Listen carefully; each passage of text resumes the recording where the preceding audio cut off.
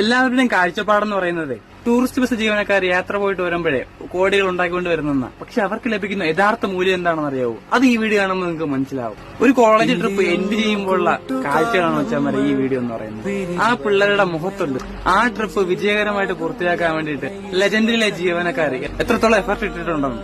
രാത്രിയിലെ ഉറക്കം മാറ്റിവെച്ചും അവരുടെ സന്തോഷങ്ങള് അവര് വിശ്വസിച്ച് വണ്ടിക്കകത്ത് യാത്ര ചെയ്യുന്ന പിള്ളേർക്ക് വേണ്ടി മാറ്റിവെച്ചിട്ടൊക്കെയാണ് സേഫ് ആയിട്ടും നല്ല എൻജോയ്മെന്റ് ഉള്ള രീതിയിലും ആ ട്രിപ്പ് അവര് എൻജോയ് ചെയ്യിപ്പിക്കുന്നത്.